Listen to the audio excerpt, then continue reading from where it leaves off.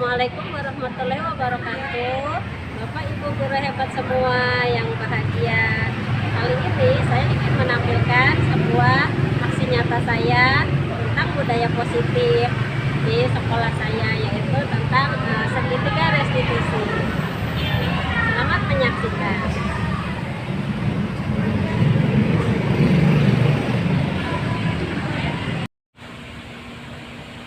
Sebelum melakukan aksi nyata ini, terlebih dahulu saya meminta izin dulu kepada pimpinan saya, yaitu Ibu Kepala Sekolah saya, Ibu Titin Supriyatin MD.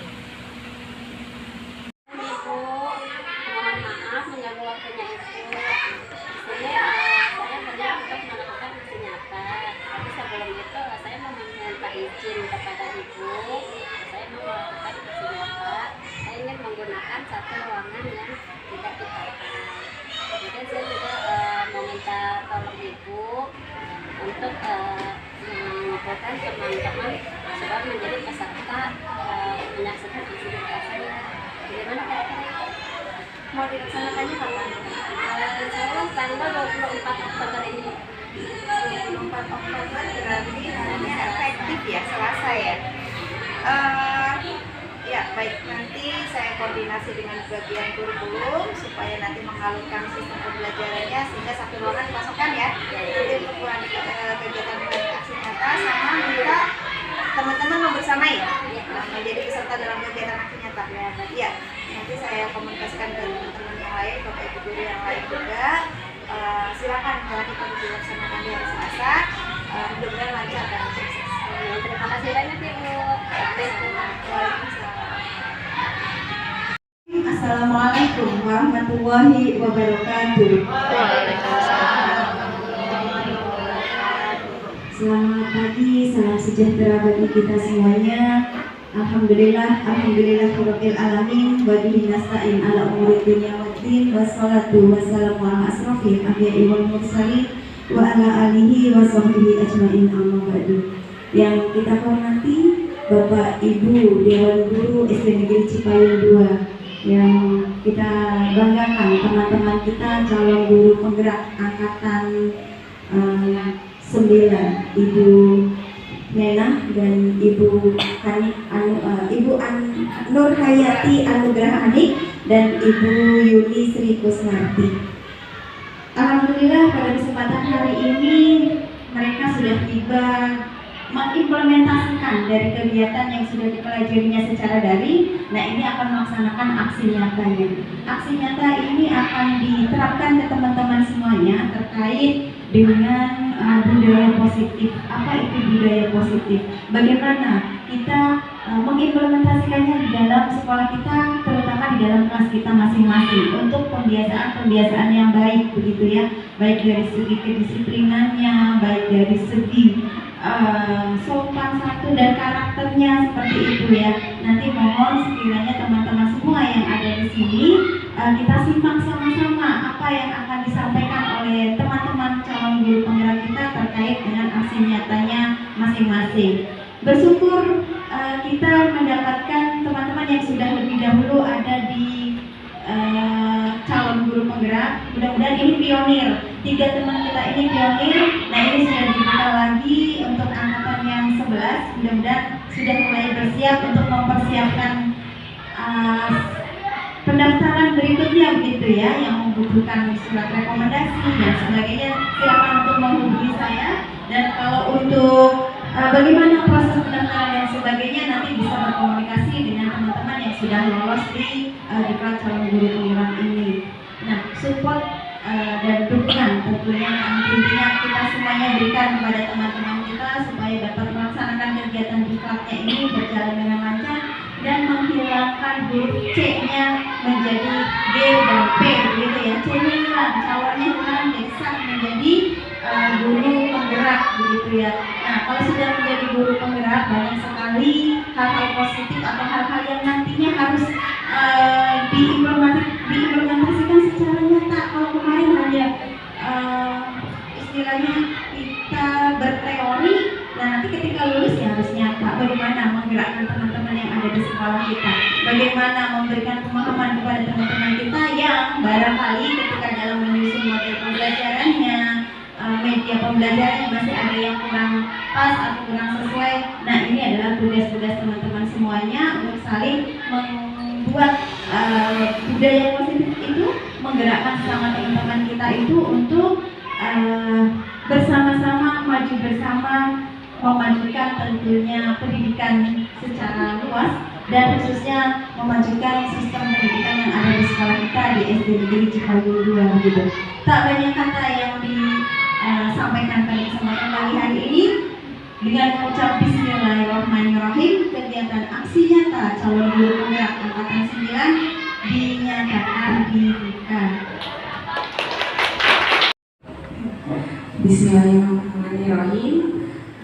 Assalamualaikum warahmatullahi wabarakatuh.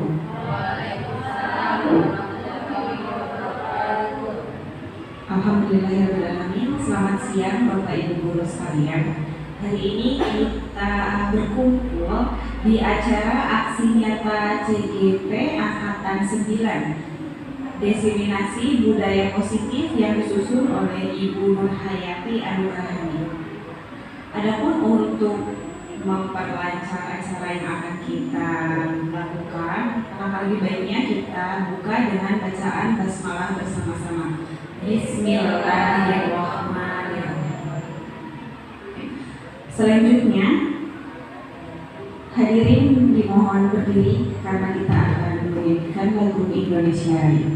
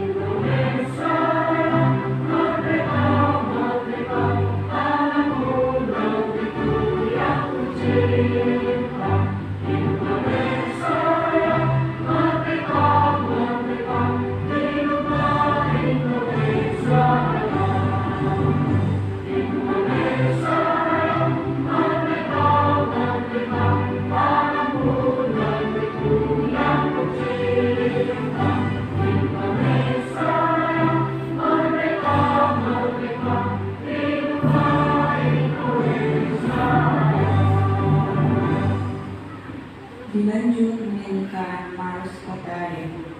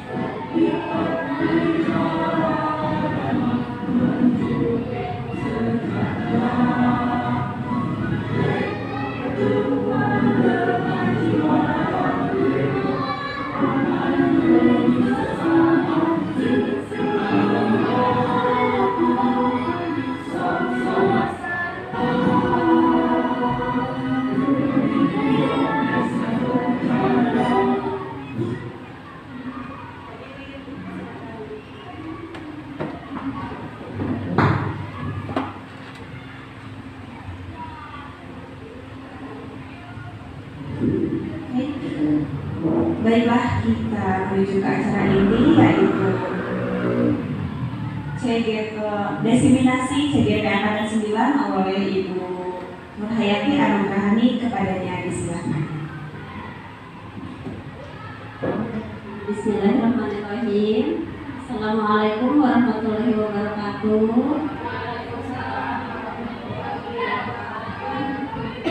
Yang saya hormati Ibu Kepala Sekolah UPTD SDN Cipayung 2, Ibu Titin Supriyati MPD. Kemudian yang saya hormati dan sangat saya banggakan Bapak Ibu guru hebat semua, Bapak Ibu guru SDN Cipayung 2. Alhamdulillah, puji syukur kita panjatkan kehadirat Allah yang Maha Kuasa, karena atas rezekinya kita bisa dapat berkumpul di sini bersama-sama untuk menyaksikan tampilan saya, yaitu aksi nyata di modul 9. Nah, aksi nyata ini sengaja aksi nyata tentang diseminasi budaya positif. Jadi yang ingin saya tampilkan kepada Bapak Ibu guru hebat semua, yaitu tentang bagaimana kita menerapkan budaya positif yang ada di lingkungan sekolah kita. Diawali dengan filosofi Ki Hajar Dewantara. Nah, seperti yang sudah kita ketahui bersama, Ki Hajar Dewantara itu merupakan Bapak Pendidikan Indonesia. Beliau itu memprakarsai model pendidikan yang ada di negara kita ini. Beliau memiliki filosofi prinsipnya itu Ingarso Sintulodo, Imadyo Mangkarso, dan Tuturi Handayani. Kalau dijabarkan, insya Allah Bapak Ibu guru sudah memahami bahwa Ingarso berarti bila kita sebagai guru kita berada untuk menuntun siswa. Nah, seperti dikatakan itu, filosofi Ki Hajar Dewantara adalah pendidikan adalah menuntun anak sesuai dengan kodrat alam dan kodrat zamannya. Nah, kodrat alam ini dikatakan setiap anak itu memiliki keahlian, memiliki keterampilan, memiliki kecerdasan masing-masing yang ada di dalam dirinya. Sedangkan kodrat zaman itu berarti anak itu harus kita bawa sesuai dengan keadaan zaman sekarang. Jadi kalau sekarang ini zamannya zaman internet, zaman ya serba gadget, anak-anak juga harus kita bawa pembelajaran kita harus mengikuti keadaan zaman. Jadi kita sebagai guru jangan sampai tertinggal untuk mengikuti keadaan zaman, karena kalau anak sudah ngerti Google, sudah ngerti internet, tapi gurunya tidak paham, nah biasanya guru yang akan tertinggal. Nah, kemudian yang kedua, prinsipnya Ki Hajar adalah Imadyo Mangkarso, artinya guru itu kalau berada di tengah-tengah, guru itu selalu membimbing siswa dalam setiap kegiatan pembelajarannya. Dan yang ketiga itu Tuturi Handayani. Kita di belakang itu sebagai guru, kita harus selalu mendorong kemajuan siswa. Jadi kunci keberhasilan pendidikan itu ada di tangan guru. Ini maksud dari filosofi Ki Hajar Dewantara. Kemudian di sini kita tidak lupa dengan adanya filosofi Ki Hajar Dewantara ini kan mengajarkan kita untuk menjadi pendidik yang baik, pendidik sepanjang hayat sebagai pembelajar kelas, pembelajar pendidikan. Di sini kita memiliki nilai dan peran. Nah, tidak boleh dilupakan nilai kita itu sebagai pemimpin pembelajaran. Pemimpin pembelajaran berarti kita memiliki nilai-nilai yaitu mandiri, inovatif, kolaboratif, berpihak pada anak, dan reflektif. Nah, dari sini seorang guru harus inovatif. Artinya apa? Memiliki ide-ide baru untuk perkembangan peserta didiknya. Mandiri berarti guru juga harus bisa merencanakan segala sesuatunya itu. Bukan mandiri harus sendiri, tapi mandiri itu kita maksudnya berkolaboratif dengan teman sejawat kita semua. Kemudian berpihak pada anak. Dikatakan berpihak pada anak itu bukan berarti kita memilih anak atau kita mengikuti kemauan anak tersebut, tidak. Tetapi berpihak pada anak itu maksudnya kita mendidik mereka, mengajarkan mereka itu sesuai dengan kemampuan mereka masing-masing. Di sini kita seperti itu ya. Kemudian lagi reflektif juga kita harus bisa merefleksikan diri kita sebagai seorang pendidik. Di sini budaya positif. Nah, kita mulai melakukan budaya positif. Biasanya kalau di sini saya buat budaya positif itu ada disiplin dan nilai kebijakan universal. Kalau untuk budaya positif setiap hari sudah kita lakukan, ada di sekolah kita ya. Budaya positif yang setiap hari sering kita lakukan seperti kalau pagi itu kita namanya sambut pagi, sambut siswa. Setiap pagi itu kita sudah melaksanakan kegiatan sambut siswa seperti kita melakukan budaya positifnya yaitu 5S: senyum, salam, sapa, sopan, dan santun. Setiap kita sambut siswa, kegiatan kita yang sudah terlaksana ya di sekolah kita ini sambut siswa setiap pagi hari kita lakukan budaya 5S, dan itu tujuannya supaya siswa juga melakukan budaya positif 5S. Jadi setiap bertemu kita wajib untuk senyum. Yang pertama dilakukan adalah senyum, karena dengan kita tersenyum, dengan anak-anak tersenyum, itu berarti menandakan kita ini bahagia. Kita bahagia, nanti kita bisa mengikuti pembelajaran dengan baik ya. Dengan bahagia kita akan bisa mengikuti pembelajaran dengan baik. Kemudian salam. Salam memang kita biasakan karena kita berada di budaya negara yang religi, termasuk hampir religi ya negara kita itu. Jadi dibiasakan untuk salam, karena dengan adanya salam kita bisa di dalam salam itu kan dikatakan salam itu adalah doa. Kalau kita mengucap salam berarti itu adalah termaksud doa. Jadi doanya yang terbaik. Assalamualaikum, berarti kebaikan untuk kamu semua, seperti itu. Terus sapa. Sapa, S yang ketiga itu sapa. Kalau sapa itu berarti kita saling menegur sapa. Ketemu teman kita saling sapa, ketemu guru kita sapa. Ketemu orang tua atau pedagang-pedagang di lingkungan sekolah kita, kita sapa. Itu juga harus kita budayakan kepada anak-anak semua. Kemudian sopan itu pasti setiap lingkungan sekolah ataupun di rumah juga orang tua juga itu sudah menerapkan yang namanya sopan. Karena sopan itu adalah kunci penilaian diri kita. Kalau kita hebat.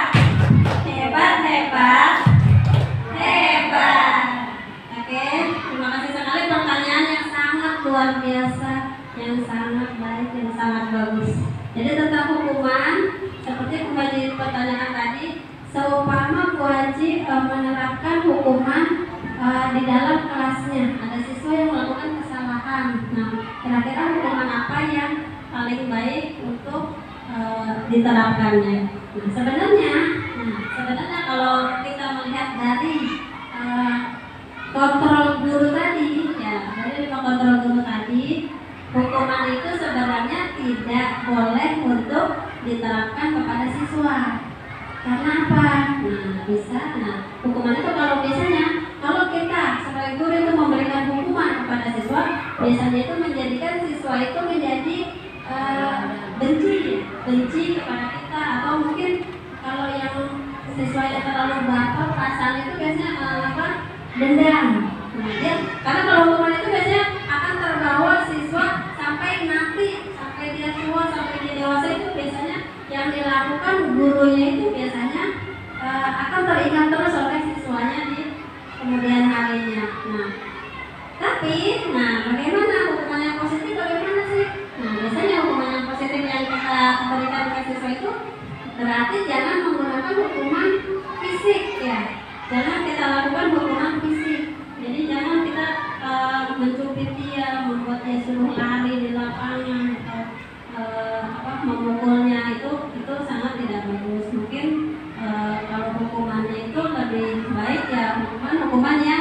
tidak membuat dia sakit, tetapi membuat dia jerah atau mungkin membuat dia itu bisa merubah untuk dia itu bisa berbuat baik gitu ya. Nah, contoh kalau di sini kalau dia melakukan kesalahan, ya kita lakukan misalnya hukuman kita apa dia disuruh menyalin di buku ya tulisan saya minta maaf saya sudah melakukan kesalahan, misal seperti itu.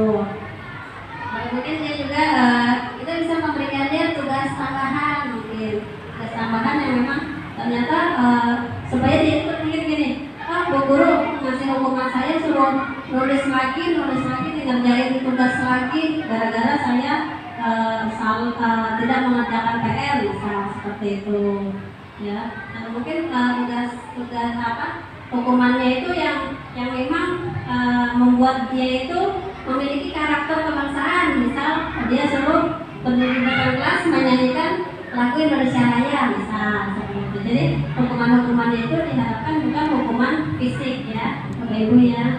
Jadi hukumannya cukup hukuman yang tidak fisik tetapi membuat dia itu mau untuk memperbaiki kesalahannya. Tapi hukuman itu juga jangan dibuat hukuman yang membuat dia malu di depan teman-temannya, itu juga jangan sampai ya, karena itu termasuk hukuman psikis itu juga dia juga akan terbawa membuat dirinya malu, itu juga bisa untuk menjatuhkan harga dirinya ya, jadi membuat dia itu malu teman-teman itu tidak. Nah kira-kira alhamdulillah Bu Haji, terima kasih atas pertanyaannya, bagus sekali. Adakah dari Bapak Ibu guru yang ingin menambahkan dari jawaban saya tersebut atau mungkin ingin bertanya lagi? Silakan, satu orang penanya lagi.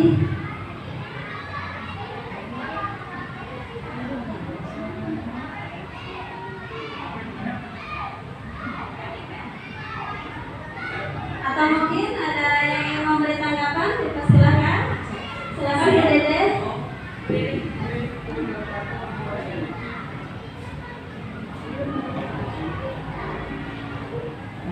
Baik, saya hanya memberikan tanggapan aja dalam kegiatan ini.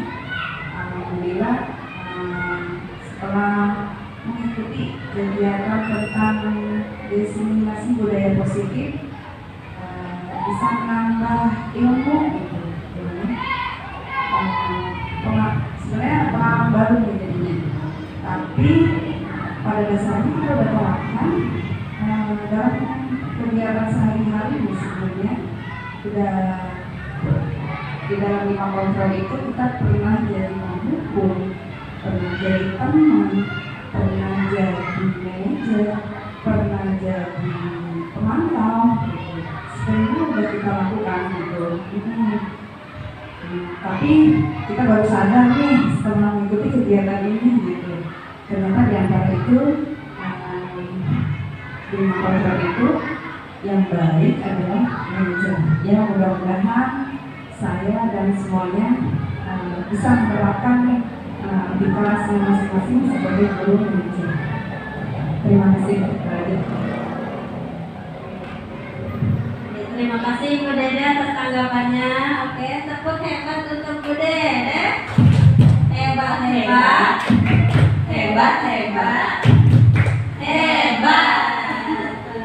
Bagus sekali, luar biasa. Sangat luar biasa dari Bapak Ibu ini pertanyaannya maupun tanggapannya. Ternyata memang benar dikatakan kita ini sebagai guru itu ternyata kita sudah melakukan 5 kontrol ini. Kita pernah jadi penghukum pernah, kita pernah jadi manajer pernah, kita jadi pembuat rasa bersalah kepada siswa juga pernah, terus kita juga pernah jadi pemantau ya, kita juga pernah.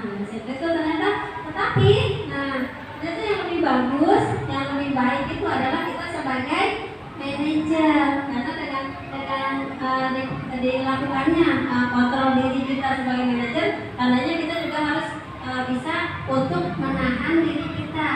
Jadi dikatakan guru itu tidak boleh emosional. Maksudnya itu seperti itu. Guru itu nggak boleh jadi pemarah, nggak boleh galak, tetapi tegas, tidak apa-apa ya. Nah, seperti itu. Nah kemudian, di sini dari hasil pemaparan saya tadi, ya tentang budaya positif. Banyak sekali budaya yang memang sudah kita jalani di sekolah kita ini ya. Contohnya kemarin dari mulai disiplin itu merupakan nilai kebijakan universal. Jadi kalau disiplin yang sudah kita terapkan selain budaya 5S, sambut siswa kemarin juga senyum, sapa, salam, sopan dan santun. Untuk yang keduanya yaitu hukuman, konsekuensi dan restitusi. Itu juga termaksud di dalam nilai budaya positif. Nah, selain itu, nilai budaya positif juga kita merumuskan keyakinan kelas. Yang namanya merumuskan keyakinan kelas itu berarti kita bersama dengan siswa kita membuat beberapa aturan-aturan yang akan kita berlakukan untuk di dalam kelas. Tujuannya apa? Nah, supaya anak memiliki tanggung jawab, memiliki pemikiran positif, memiliki tingkah laku yang positif. Bagaimana sih melaksanakan kegiatan budaya positif itu di dalam kelasnya. Nah, kemudian lagi yang keempat itu budaya positif adalah kebutuhan dasar manusia. Jadi manusia itu semua memiliki kebutuhan dasarnya. Nanti akan kita bahas satu persatu. Nah, kemudian lagi ada yang namanya 5 posisi kontrol diri sebagai guru. Itu juga masuk ke dalam budaya positif. Budaya positif yang ada di sekolah adalah posisi kontrol guru. Jadi guru memiliki posisi kontrol diri karena tidak semua orang itu memiliki kontrol diri, tetapi untuk guru itu wajib memiliki kontrol diri. Nah, kemudian lagi yang terakhir itu langkah penerapan segitiga restitusi. Nah, untuk ini segitiga restitusi itu apa sih? Nanti akan kita lihat bersama-sama. Tapi, sebelum kita masuk ke penjabarannya masing-masing, adakah dari Bapak Ibu sekiranya yang ingin ditanyakan dari nilai budaya positif yang saya jabarkan tadi? Persilahkan kalau ingin ada yang menanyakannya terlebih dahulu atau memberikan pendapatnya, dipersilahkan.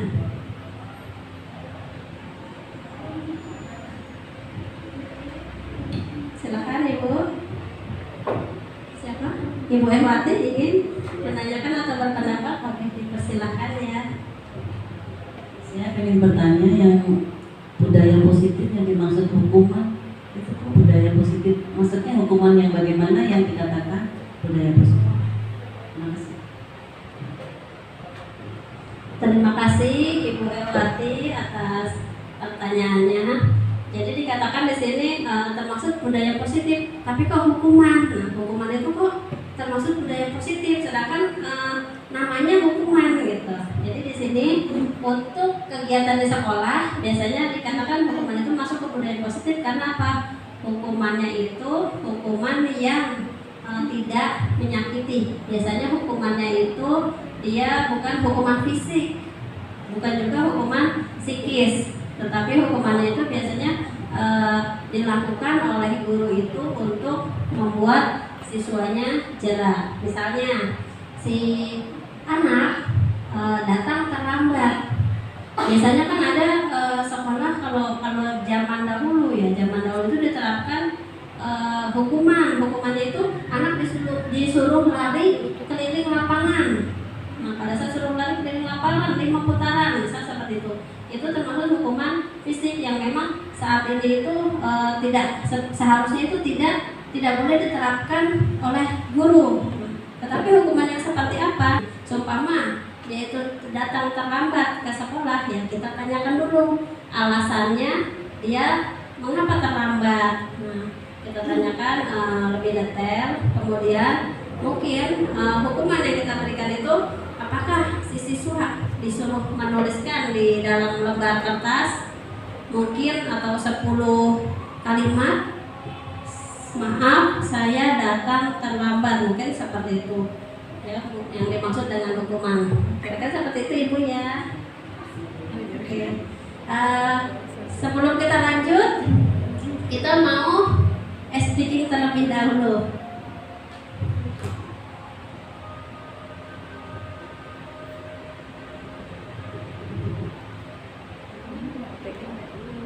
Bentar ya Ibu, kita speakingnya ini kita mau speaking distrik Kota Depok. Jadi mungkin dari awal tadi Bapak Ibu tuh sudah lelah ya, jadi kita coba untuk speaking dulu. Sebentar tampilannya.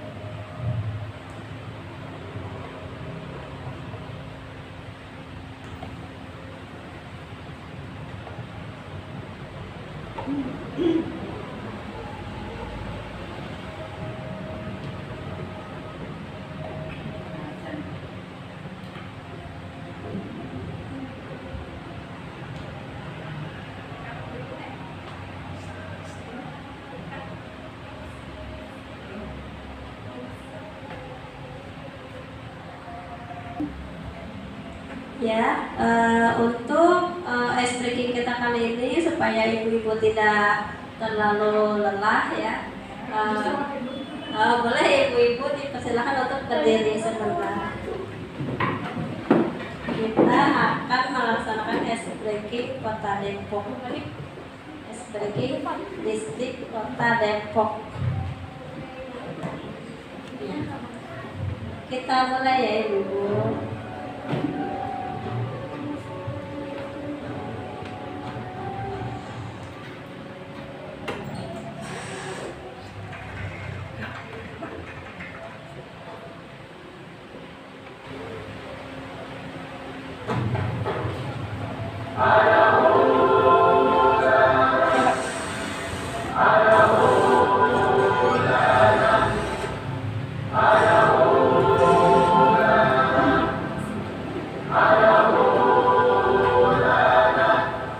Distrik Cerdas Purwakarta.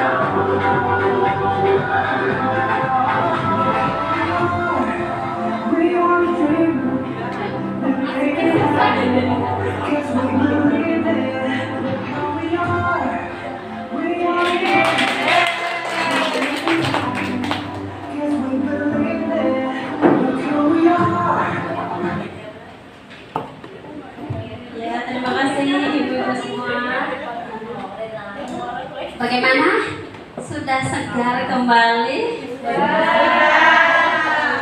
Siapa yang masih ngantuk?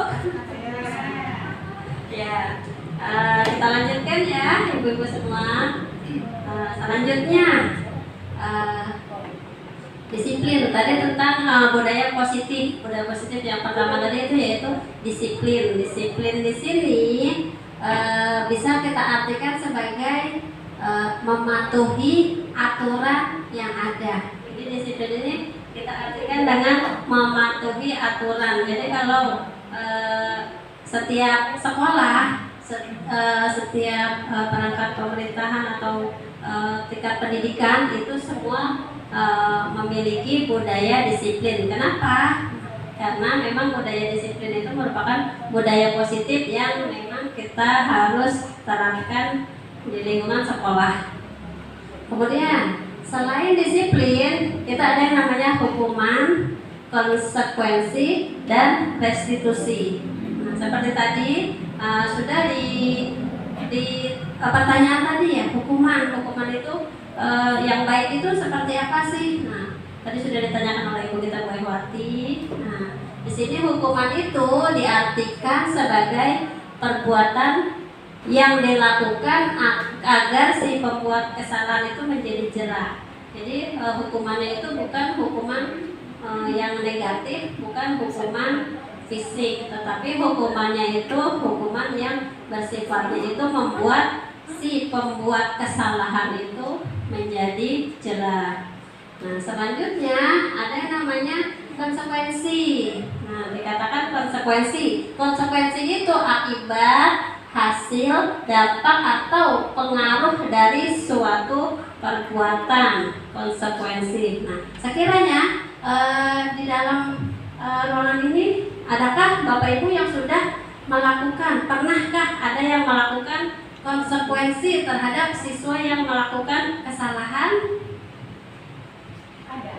Ada Ibu Lida. Oke, coba silakan Ibu Lida. Kira-kira Ibu Lida boleh menceritakan permasalahan siswanya itu melakukan kesalahan apa, kemudian konsekuensi apa yang Ibu Lida terapkan kepada siswanya?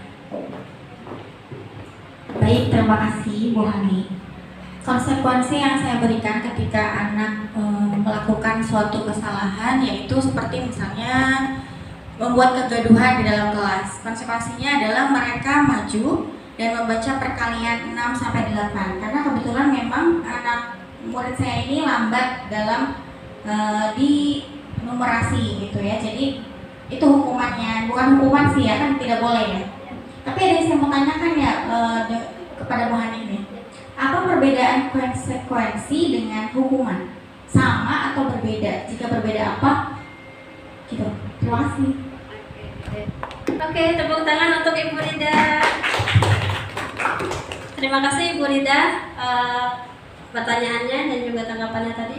Jadi kalau Bu Rida katanya di kelasnya pernah menerapkan konsekuensi kepada siswa yang memang dia membuat kegaduhan. Akhirnya disuruh melakukan membaca perkalian. Nah, tadi Bu Rida juga mempertanyakan apa bedanya hukuman dengan konsekuensi, apakah beda atau sama. Nah, ternyata kalau kita bilang itu seperti tadi sudah kita jabarkan bersama ya, yang namanya hukuman itu tadi dilakukan supaya siswa itu menjadi jera. Sedangkan kalau konsekuensi itu tindakannya yang kalau dia melakukan kesalahan itu, nah harus melakukan apa perbuatannya itu beda ya jadinya. Jadi dikatakan konsekuensi itu akibatnya. Jadi kalau si siswa itu melakukan kesalahan, nah kira-kira bukan kita hukum ya, tapi diberikan konsekuensi. Konsekuensi itu akibatnya. Jadi kita pertanyakan kepada siswanya, kenapa kamu tidak melakukan ini? Nah, akhirnya kira-kira apa konsekuensi yang harus kamu terima? Nah, tapi kalau hukuman pun boleh kita menerapkan ya kepada siswa, tetapi hukumannya itu seperti tadi kita bilang, hukumannya tidak boleh hukuman fisik, tetapi hukuman yang sekiranya mendidik dan yang membuat si siswa atau si pembuat kesalahan itu jelas. Jadi dikatakan perbedaan hukuman dengan konsekuensi itu memang berbeda ya, seperti itu. Nah, kemudian lagi tentang restitusi. Nah, restitusi itu apa sih? Nah, restitusi itu pendekatan yang dilakukan untuk mendisiplinkan. Jadi itu model kalau kita bilang itu apa? Metode atau cara kita supaya kita mendisiplinkan siswa itu supaya dia tidak melakukan kesalahannya berulang-ulang. Jadi seumpama si siswa itu melakukan kesalahan, nah kita jangan langsung menghukum dia, oh kamu salah, gitu, atau menjudge dia kamu salah, kamu harus dihukum, nah, atau langsung memberikan hukuman lari di lapangan, misalnya seperti itu tidak perlu. Tapi kita harus tanyakan dulu. Misalnya dia terlambat, nah kenapa kamu terlambat? Kamu ada permasalahan apa? Kemudian siapa saja sih sebenarnya yang mengakibatkan kamu bisa terlambat, ada apa? Kemudian siapa saja yang bisa membantu kamu supaya kamu itu tidak datang setelah itu terlambat itu. Jadi yang disebut dengan restitusi. Jadi pendekatan. Jadi nadanya kita kalau melakukan pendekatan itu tidak sambil marah-marah, tidak gampang judes gitu, tetapi dicoba dengan wajah datar. Nah, selanjutnya keyakinan kelas. Nah, seperti tadi sudah kita ungkapkan ya, yang namanya keyakinan kelas.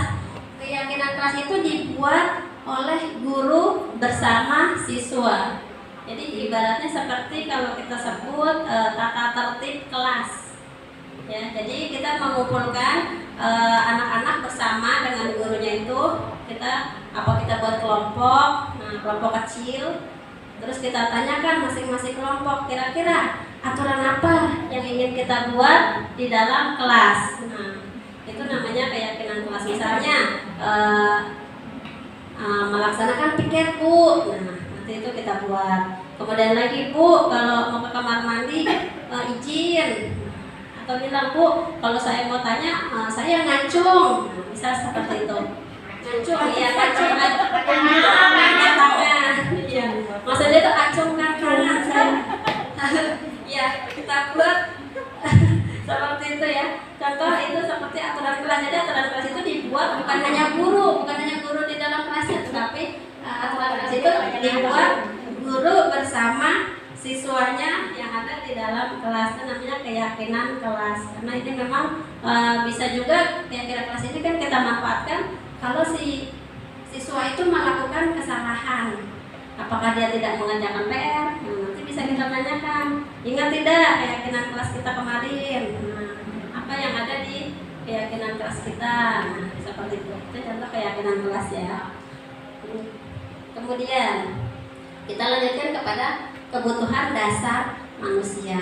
Jadi setiap manusia ini sebenarnya memiliki kebutuhan dasar. Nah, jadi yang kebutuhan dasar di sini yang pertama kesenangan. Berarti semua anak, nggak anak juga ya, manusia dia itu memiliki rasa senang, kesenangan.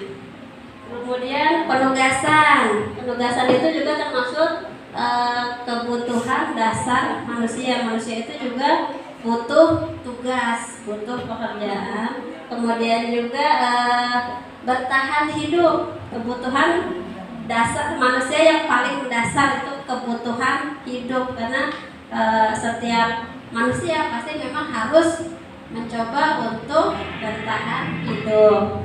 Nah, kemudian yang terakhir kebutuhan dasar manusia itu adalah cinta dan kasih sayang. Nah, biasanya kebutuhan dasar manusia ini semua dibutuhkan oleh anak-anak didik kita, murid-murid kita, siswa kita. Itu semua membutuhkan cinta dan kasih sayang. Berarti kalau ada di sekolah, mereka itu menjadikan guru itu sebagai orang tuanya. Berarti kita juga sebagai guru harus memberikan kasih sayang kepada anak didik kita. Tetapi, bukan cinta dan kasih sayang seperti di luar-luar, aku cinta padamu, tidak ya.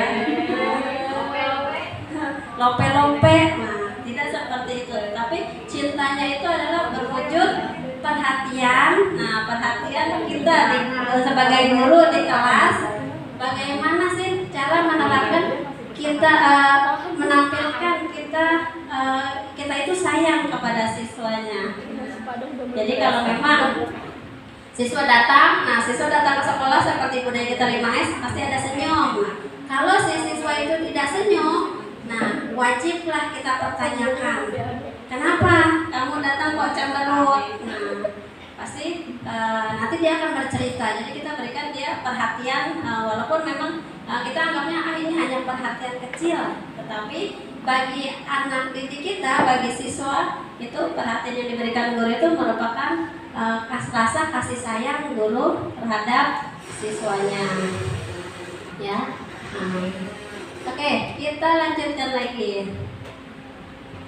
Di sini, nah kita sebagai guru, nah kita pasti memiliki posisi kontrol diri, karena kita sebagai guru itu tidak harus tidak boleh ya, bukan tidak harus, tidak boleh bertindak gegabah, tidak boleh bertindak yang sewenang-wenang, tapi kita memiliki kontrol diri. Nah, apa saja itu? Nah, 5 posisi kontrol guru di sini yang termasuk ke dalam budaya positif, yaitu ada yang sebagai penghukum. Nah, sebagai tadi dibilang kan nggak boleh menghukum. Nah, tetapi di sini dinamakan penghukum. Nah, seperti apa? Nanti kita lihat ya. Kemudian lagi sebagai pembuat rasa bersalah. Nah, ternyata si guru ini juga memiliki posisi kontrol sebagai pembuat rasa bersalah. Tetapi bagaimana caranya? Nah, biar si siswa ini yang melakukan kesalahan tidak minder, tidak merasakan nggak berlarut-larut dalam permasalahannya itu menjadikan dia bersalah, tidak seperti itu, ya. Kemudian ada lagi posisi kontrol guru sebagai teman. Nah, jadi kita sebagai guru juga harus memposisikan diri kita itu sebagai teman kepada murid kita. Kemudian lagi yaitu sebagai pemantau. Nah, bagaimana sih caranya kita sebagai guru ini sebagai pemantau? Nah, yang terakhir itu kita sebagai manajer. Jadi guru itu juga harus bertindak sebagai manajer. Nah, bagaimana caranya? Nah, untuk memahami, menambah pengetahuan Bapak Ibu semua tentang 5 posisi kontrol guru, silahkan Bapak Ibu menyaksikan video yang akan saya sajikan berikut.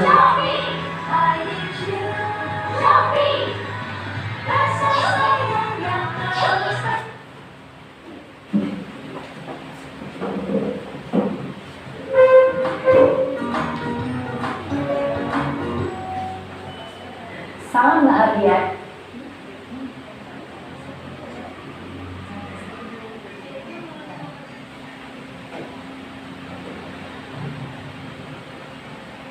Ibu dan Bapak guru hebat, dalam penerapan disiplin positif restitusi, salah satu program yang dikembangkan adalah 5 posisi kontrol. 5 posisi kontrol dalam restitusi adalah proses perjalanan seorang pendidik agar dapat mengenali dirinya.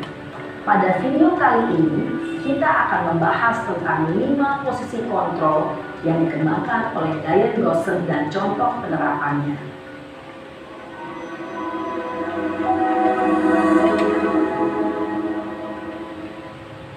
Lima posisi kontrol itu adalah 1.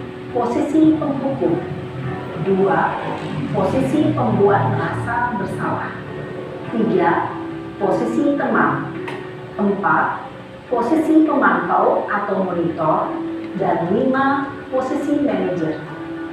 Untuk lebih memahami kelima posisi tersebut, mari kita saksikan kasus Naren yang terlambat hadir 20 menit di sekolah dan melihat bagaimana kelima posisi kontrol dalam menghadapi masalah tersebut.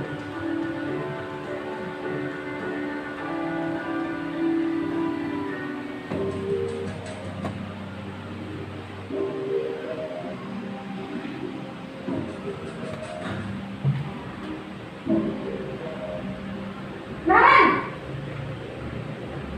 Sini kamu!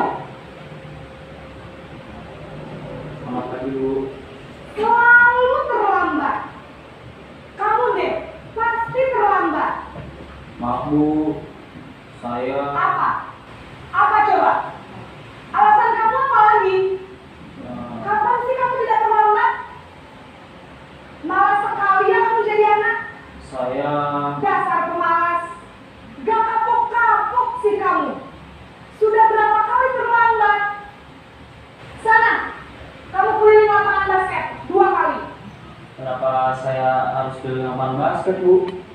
Kenapa? Kamu melawan ibu? Berani-beraninya jawab. Sudah terlambat, masih berani jawab pula. Sekarang, keliling lapangan basket 5 kali sekalian. Biar kapok. Cepat. Pergi sana ke lapangan basket. Posisi penghukum biasanya berbicara dengan nada tinggi, menghardik, menunjuk-nunjuk, menyakiti, dan menyindir. Hukuman bisa berupa fisik maupun psikis. Ibu dan bapak guru hebat. Dampak yang terjadi pada murid ketika guru berada pada posisi penghukum adalah murid cenderung akan memberontak, bahkan menyimpan dendam.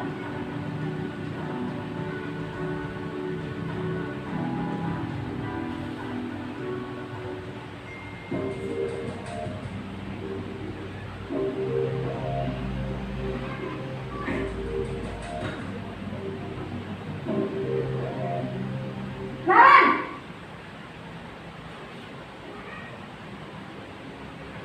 Selamat pagi, Bu. Naren. Kamu kenapa terlambat lagi, nak? Ya Tuhan, Naren. Kamu senang ya bikin ibu susah ya? Kalau kamu terlambat lagi, nanti ibu yang ditegur bapak kepala sekolah, nak. Disangka ibu tidak bisa membina kamu. Duh, gimana ini? Maaf, Bu. Duh, Gusti Naren. Kamu suka ya kalau ibu ditegur bapak kepala sekolah? Terus, sekarang ibu harus tulis apa yang di buku absen? Ini kamu sudah sering terlambat loh. Ibu harus apa coba? Maaf, Bu. Maaf sekali. Ya sudah, lain kali jangan bikin ibu susah lagi ya nak ya. Ibu tidak akan kuat lagi kalau kamu begini terus. Bisa jantungan kalau ibu ditegur bapak kepala sekolah. Sana cepat kelas. Maaf ya, Bu. Maaf sekali.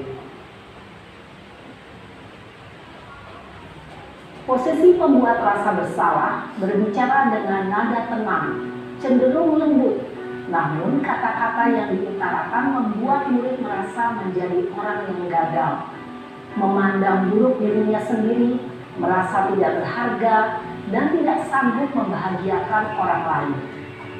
Ketika guru mengambil posisi pembuat rasa bersalah, murid akan menganggap dirinya yang bersalah dan ia akan menyimpan emosi negatif tersebut di dalam dirinya.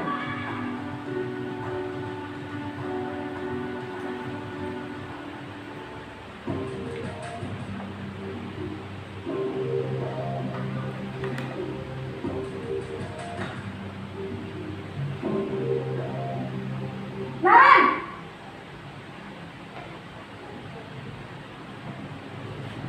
Selamat pagi, Bu. Wah, sudah jam berapa ini nak? Terlambat lagi ya saya. Iya, Bu.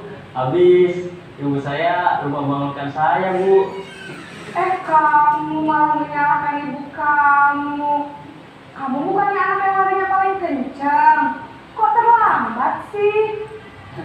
Iya, Bu. Saya memang terlambat bangun tadi. Jadi, biarpun saya lari kencang, tetap gak kekejar, Bu. Ya sudah sana. Nanti lain kali larinya lebih kencang lagi ya. Biar gak terlambat lagi. Bikin senang ibu. Demi ibu. Bisa kan? Bisa lah, Bu. Ya sudah sana masuk kelas. Ibu beresin urusan absen kamu. Kamu ini ada-ada saja. Dalam posisi teman, guru berbicara dengan nada suara ramah, akrab, cenderung bersenda gurau untuk menjaga. Jadi kalian akan sel alarm bangun besok pagi dan akan diingatkan oleh kakak dan bunda Naren adalah jam 7.30 agar tidak terlambat bangun. Baik, jadi kalian akan sel alarm bangun besok pagi dan akan diingatkan oleh kakak dan bunda Naren adalah jam 7.30 agar tidak terlambat bangun.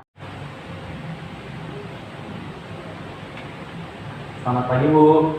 Naren, apa peraturan sekolah kita tentang jam berapa kita harus masuk sekolah, Nak?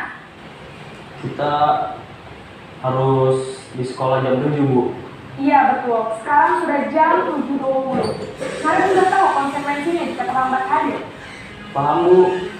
Saya harus tinggal kelas pas jam istirahat selama 20 menit. Ya, benar. Konsekuensinya demikian. Jadi nanti jam 9.30 pas istirahat, kamu harus tinggal di kelas, kerjakan tugas tambahan untuk ketertinggalan kamu, ya? Baik, Bu. Posisi pemantau mengandalkan penghitungan atau data untuk mengontrol murid. Guru mengarahkan murid berdasarkan peraturan dan konsekuensi. Seorang pemantau menunjukkan bahasa tubuh dan ekspresi wajah yang datar dan cenderung formal.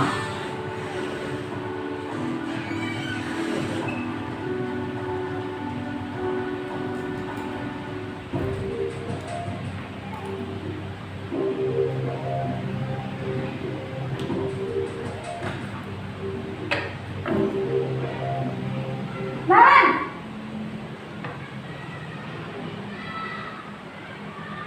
Selamat pagi, Bu. Selamat pagi, Naren. Maaf, Bu. Saya terlambat. Iya, sekolah masuknya jam 7, sekarang sudah jam 7.20. Jadi sekarang bagaimana ini, Naren? Maaf, Bu. Saya lupa setel alarm saya semalam. Baiklah, menurut kamu, keyakinan sekolah yang mana yang perlu kamu tingkatkan? Menghargai diri sendiri dan orang lain mungkin ya, Bu. Setuju. Jadi, apakah Naren meyakini prinsip saling menghormati tersebut? Iya, Bu. Saya meyakininya. Apakah Naren bersedia memperbaiki masalah keterlambatan ini? Bersedia, Bu. Bagaimana kamu akan memperbaiki masalah keterlambatan ini? Saya akan coba untuk tidak lupa menyetel alarm saya, Bu. Baik, kalau Naren lupa menyetel alarm di rumah, ada orang yang kira-kira bisa bantu mengingatkan tidak? Ada, Bu. Kakak saya, Kak Emma. Ada lagi selain Kak Emma? Selain Kak Emma, ada ibu saya. Baik, jadi yang mengingatkan Naren adalah Kak Emma dan ibu kamu, ya? Kira-kira akan mulai start alarm kapan nih, Naren? Setelah pulang sekolah, akan segera saya lakukan. Baik, jadi Naren akan setel alarm untuk bangun besok pagi dan akan diingatkan oleh kakak dan ibunda Naren, ya? Ada lagi yang mungkin perlu dilakukan, Naren? Agar tidak terlambat bangun lagi. Tidak ada, Bu. Baik, Naren. Terima kasih untuk kerjasama kamu. Sekarang kamu perlu kembali ke kelas untuk belajar. Baik, Bu. Terima kasih. Posisi manajer adalah posisi kontrol yang disarankan untuk membimbing murid memiliki sikap disiplin yang positif, yaitu murid yang mandiri, bertanggung jawab, dan dapat memecahkan masalah. Tujuan dari posisi ini adalah agar murid dapat berefleksi atas tindakannya. Guru akan dengan tulus memberikan pertanyaan-pertanyaan bermakna, sehingga membuat murid dapat belajar dari kesalahannya dan mencari sebuah solusi untuk menyelesaikannya. Ibu dan bapak guru hebat, setelah mengamati adegan kelima posisi kontrol tadi, kira-kira posisi mana yang paling ideal?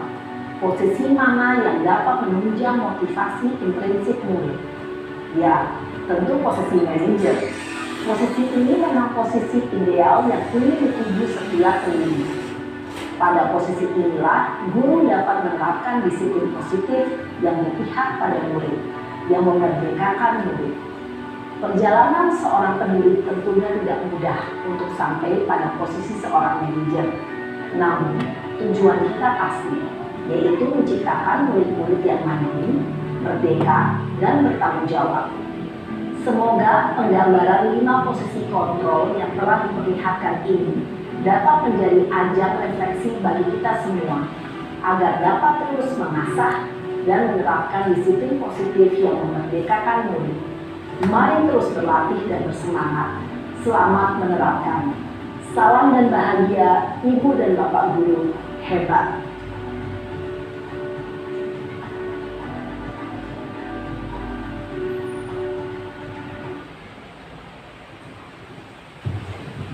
Ya, baik Bapak Ibu semua.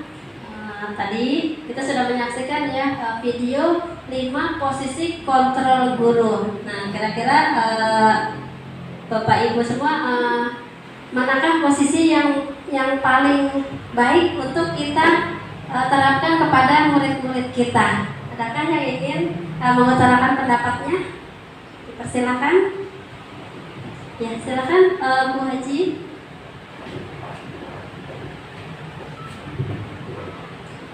Terima kasih Bu Hani atas waktu yang diberikan. Mohon izin setelah saya menyaksikan paparan yang tadi ditayangkan, yaitu tentang 5 posisi kontrol guru.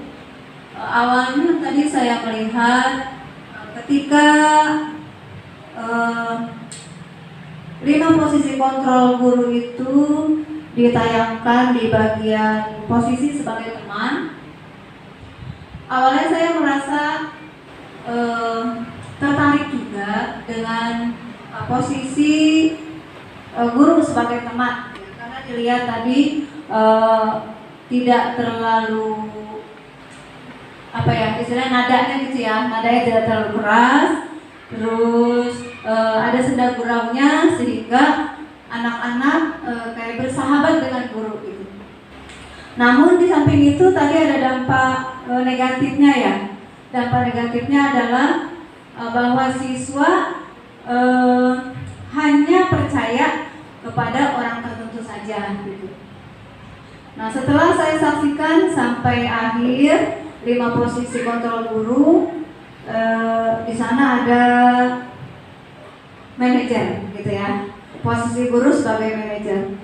Nah, setelah saya lihat paparan video tersebut, saya menilai bahwa posisi guru, kontrol posisi guru sebagai manajer itu lebih baik gitu ya. Karena di situ menuntun siswa untuk membuat keyakinan gitu kan ya, menjadi keyakinan bersama siswa maunya bagaimana. Jika dia melanggar, itu harus bagaimana, begitu. Terima kasih.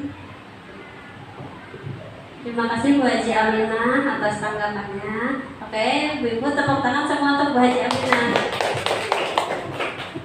Oke, ternyata dari 5 posisi kontrol guru itu yang paling baik kita terapkan itu adalah sebagai manajer ya. Nah, walaupun semuanya boleh kita terapkan, tetapi kita lihat dulu rambu-rambunya. Jangan sampai membuat siswa itu menjadi memiliki rasa bersalah ataupun menjadi pendendam ya, atau benci kepada kita atau materi pelajaran yang kita berikan. Nah, untuk selanjutnya, di sini kita ada penerapan segitiga restitusi. Nah, kalau dikatakan restitusi itu apa sih restitusi? Nah, restitusi itu proses kolaboratif yang mengajarkan murid untuk mencari solusi dalam masalah mereka dan membantu mereka untuk berpikir tentang orang seperti apa yang mereka inginkan dan bagaimana mereka harus memperlakukan orang lain. Ini adalah pendapat dari Gosen, seorang pakar pendidikan di tahun 1996. Jadi restitusi itu memang ternyata yang kita lakukan sebagai manajer, peran kita lakukan sebagai manajer itu berarti kita sudah menerapkan segitiga restitusi. Nah, di sini kalau kita gambarkan segitiga restitusi itu seperti ini ya. Jadi garis yang bawah, garis vertikal yang bawah itu dia menstabilkan tindakan. Jadi awalnya kita tanyakan dulu, nah, kenapa kamu terlambat? Nah, kita tanyakan alasannya seperti itu. Nanti mereka murid akan memberikan penjelasannya, alasannya. Jadi bukan langsung kita menvonis kamu udah terlambat, kamu harus lari, tidak. Nah, tapi kita stabilkan dulu tindakannya. Kemudian garis biru yang ke atas sebelah kanan itu yaitu memvalidasi tindakan salah. Kita katakan, nah kamu itu terlambat, kamu sudah melakukan kesalahan. Nah, kira-kira keyakinan apa yang kamu langgar? Seperti itu kita buat dari validasi tindakan salah.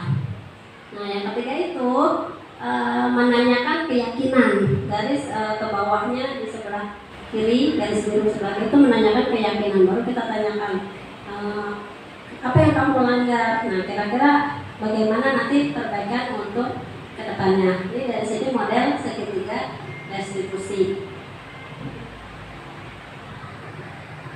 Berikut ini saya tampilkan beberapa foto-foto kegiatan budaya positif yang dilakukan anak-anak dalam kelas.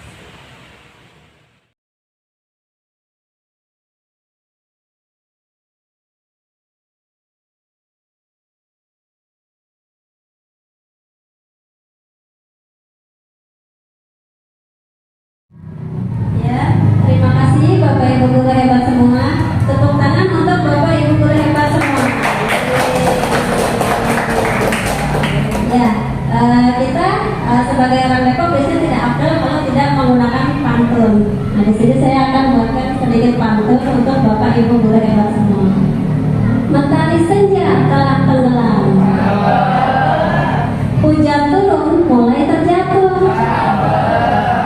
Saya tutup presentasi dengan salam. Wassalamualaikum warahmatullahi wabarakatuh. Waalaikumsalam warahmatullahi wabarakatuh. Iya, alhamdulillah. Terima kasih kepada materi Ibu Nur Hayati Anugrahani yang telah memaparkan materi mengenai budaya positif. Acara selanjutnya. Alhamdulillah kegiatan telah selesai. Kita bisa ucapkan hamdalah bersama-sama. Alhamdulillahirabbil alamin. Saya tutup selaku moderator. Mohon maaf apabila ada kesalahan. Wabillahi taufiq wal hidayah. Wassalamualaikum warahmatullahi wabarakatuh.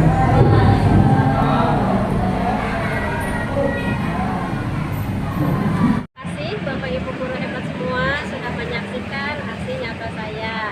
Tujuan saya dalam pembuatan aksi nyata ini, saya ingin menjadi seorang pemimpin pembelajar yang berbudaya positif sehingga menampilkan budaya